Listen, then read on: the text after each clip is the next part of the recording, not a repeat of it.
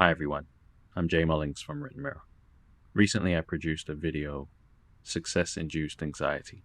The response has been quite good, it's been quite positive, and I've been asked what's next, what's the follow-up?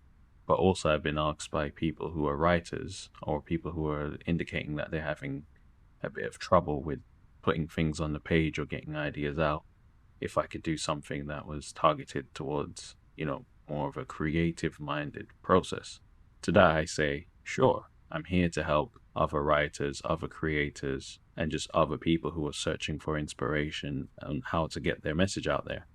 So with that being said, before I go into today's video, which is how to silence blank page anxiety, I just want to say that if you're a painter, if you're a singer, if you're an electrician, an accountant, a life coach, just try and take the bits that apply to you. If it doesn't all the way apply, try to find the bits that do apply, or the things that you agree or disagree with, and apply that to what you do. Okay, so is that fair? All right, I'll stop the long talking and get straight to it. So when it comes to Written Mirror's writing tips, this is where I want to share what has worked from past experiences, and hopefully in turn this helps you too. So I'm obviously speaking from the point of view of a storyteller. So if you write in a different style, like I said before, just simply take what works and ignore the rest.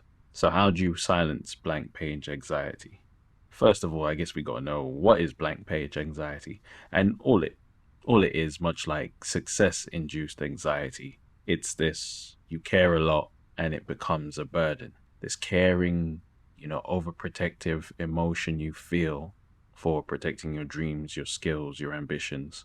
It manifests itself in a way that you see a new start as something to be frightened of, when in fact the blank page is a fun time. It should be empowering. We'll get into that. Let me just summarize really quickly some of the ways that you can silence blank page anxiety, just in case you don't have time to go through the whole video. I'm going to get through this really quickly, and then if you still have a bit more time, stay with me here. If you're feeling intimidated by a blank page, or you're sat by the keyboard with no words coming out, if your inspiration is running low, here are a few pointers to get you started. The first thing, cast your fear aside. Write whatever you like. Empty everything from your mind onto the page. Every 3 or 4 lines, add 1 to 2 spaces. Descriptions are fine, it all counts.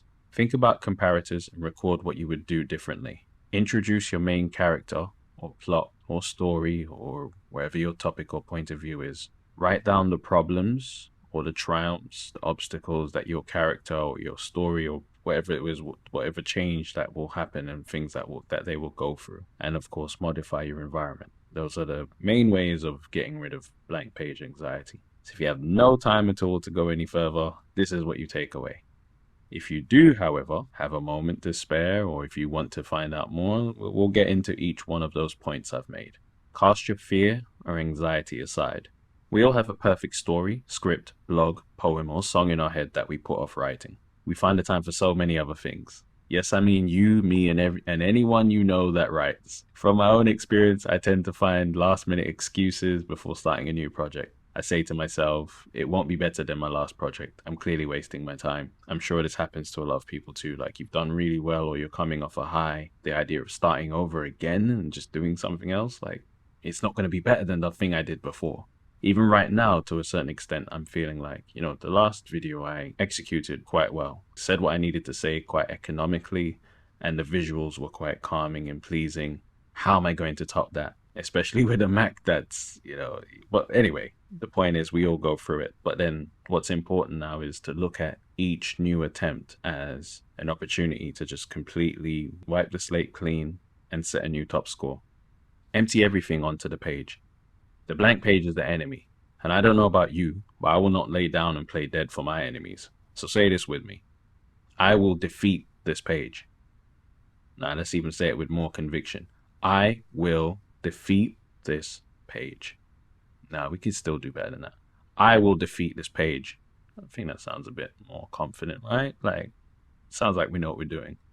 I will populate it with reminders that I will not negotiate with negative thoughts. I'll start with 1 word, 1 sentence, 1 paragraph, and later 1 page. I am the irresistible force. Once I begin, I will not be stopped. Yeah, that's right. Once you get this train moving, nothing's going to hold you back. That momentum is going to see you right through. You're going to hit this flow state. You're going to slap these words out the park. Don't worry about it. Once you get started, it's all downhill from there. And I mean downhill in a good way. Like you're coming with force. So, I mean, just make a start. Be excited, go into it positively. Next up is rhythmic spacing. These spaces are for when you have unloaded everything you can and you need to review it. Your content will be a lot more coherent, allowing you to correct errors easier. In addition to that, you can track your progress quite easily. Flow is a lot more obvious. That means what goes well and what doesn't. You will thank yourself for forward thinking here.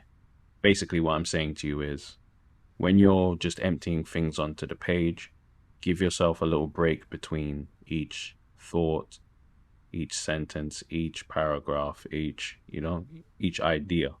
And what that means is that when you go back and look over it, you can go, okay, this is useful, keep this. This is a bit messy, tidy that. And then you can, you can tie things together, or you can expand on these points when you look back at it. So that's what I mean by rhythmic spacing. Descriptions count. There are times when we don't have the full dialogue or the plot yet. We do have a vivid picture in our head. We know what things look like, the time of day, character, gender, age, clothing, coloring, etc. And this information is essential. It will definitely serve as a trigger for more detail and content down the line. Don't be afraid to be as descriptive as possible. This is the meat and gravy of writing, painting a picture with words. So a lot of the time, we don't know how to express the actual idea yet. So if you go on Twitter or anywhere there's a writers group, you'll hear people talking about their WIPs, which is their work in progress, or their works in progress. And a lot of the time, they'll just tell you what the plot is or what the story is, but not a lot else. And that's fine, because later on, because you can see this picture in your head, you can kind of download information from that. And you know what your character feels like. You know what they look like. You know how they react to things. And that comes with the descriptions. And those descriptions are the things that people tend to shy away from, because it's not dialogue. It's not sexy dialogue. It's not, what would we say, like plot twists, and it's not the things that they try to tell you is great writing. Actually, great writing is, like I said, being able to paint a picture with your words. And a lot of the time that comes in the form of descriptions.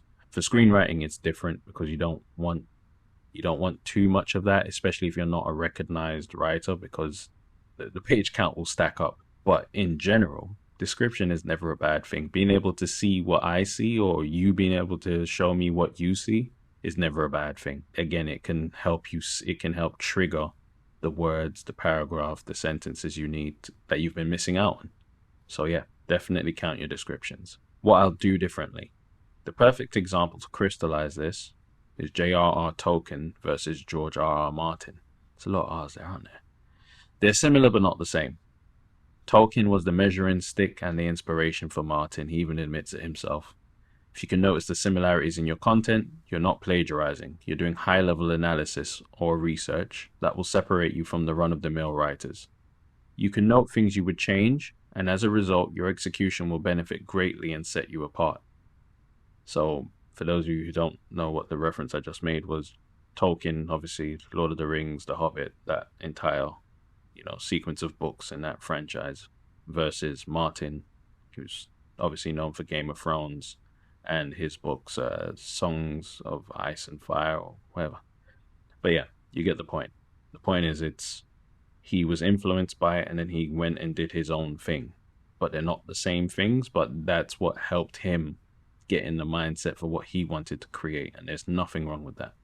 So again, if you're stuck for ideas, go to ideas that you've liked, or people that you've seen execute ideas that you've liked, and just think about ways you can improve it or do it better. And then that will help inform your content going forwards. Introduce your character or story. I'd say this is more for the storytellers amongst us. However, this applies to more general writing as well. If you have no descriptions or comparators in your thought stream, maybe what you have is the main character or the story. In writer speak, the protagonist or antagonist or the plot or setting. This is a good thing, as you can expand the content around these starting points organically. Dragon Ball is a great example of a story that evolved into an iconic franchise from not much more than a character profile. Check it out. I don't think I'd do it justice explaining that. But the truth is, it was just the character, what the character was like, how he reacted. That was the basis for everything else. And then other things just came around it naturally. Conflict or comedy? Following on from the Dragon Ball example, the plot was a pure-hearted, naive, illiterate young warrior in Goku who loves to fight. How can that possibly work? What type of villains or rivals will he meet? How will they use his naivety against him? How will he cope with them? What can he learn from them? Will he have a code? Can he be funny or will he be serious? These are all questions that you can use to, again, inform your content. How will my character react to these different types of situations? And again, that's giving you more content to include, more things to write about, more descriptions, more scenarios, more options. Like you're filling up your writer's toolkit. So sooner or later, this blank page is going to be filled up with a lot of well thought out story, dialogue, scenarios, sequences, and even character profile. Your character will have a lot of depth because you've had to think about all this, or your characters if there are multiple characters. When you're writing answers to these questions, your story or piece gains exponentially. The pages will flow organically to serve this strong character or plot. Know your characters and know your plot. Write as much as you can on this, and hopefully it will lead you into even more essential content, which is essentially what I've just said. Modify your environment. Here's some small changes you can implement immediately. Remove all time reminders, so clock, watches, phone, all of that has got to go out of your field of vision. You can try listening to music at a manageable volume. In addition to that, you can go through a deep breathing routine, lessens your anxiety. Try bouncing a ball intermittently between sentences or paragraphs. You need to remove as many outside influences from your process as possible. Thinking of a deadline might stress you and stifle your creativity. The same goes for looking at the amount of time you have left or the amount of time you've spent. This often goes unsaid, but keeping your environment tidy might also help. Have your refreshments close by. You won't regret it when you're in full flow. So this probably happens to every writer, right? You're really in the zone, but all of a sudden hunger hits and, you got to go next door to go this and that. Just have your things like close by. Have your water close by. Have your remote control close by if you need to turn up or turn down your music or whatever it is that you're doing. Just have things within reach so you're not like completely interrupting the flow you're in.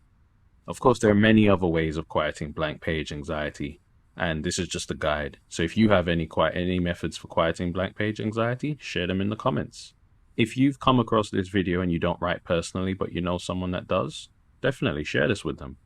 Tag them in the comments. This is what this is about. I'm trying to reach other writers, other creatives, and inspire them on their way. I guess in some ways I'm inspiring myself too, right? Because we're all in this together. It just reminds me that I'm not the only one who goes through these things.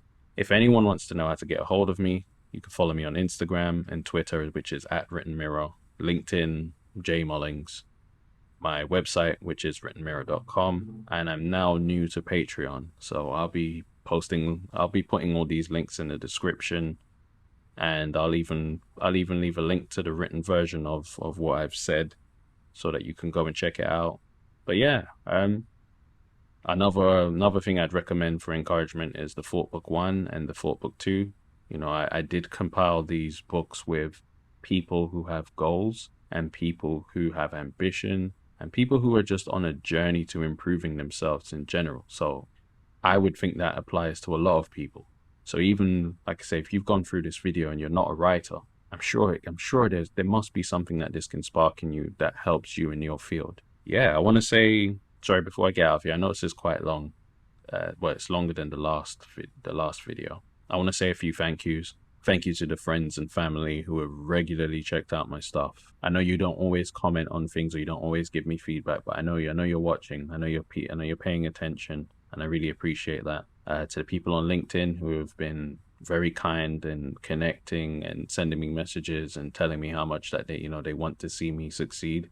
Really appreciate you all as well. Twitter, I know I have a few friends on Twitter, although I suspect not many of them are actually watching my videos, and I will be able to tell because all the time they say the things that are in my content, and I'm like, well, I kind of wrote something about that, or I posted a video about that. Here it is, and they're like, oh yeah, thanks for the link, and I'm like, well, you're the same ones that are going to be complaining that you can't find things to write about. So if you're listening to this, make sure you reach out. You know, don't suffer in silence. I've got you. Don't worry. All the writers out there. I'm a major fan, and I support your journeys. I support everyone's journey. I support everyone's, hunger to improve and be better. So, with that being said, yeah, I think we've about covered it all. I'm gonna try and edit this out and get this out today, but like I said, I'm really in a bad way with this computer. It's not very reliable. It's not very fast either. It's 5 years old. I think it's had its day, if I'm honest. So yeah, thank you very much, and say like, share, subscribe, tag people in the comments. This is Jay Mullings from Written Mirror, and I'm out. Oh yeah, hold on. For all the Jamaican people, you know what I mean? Time for the road is Zimmy. Take care.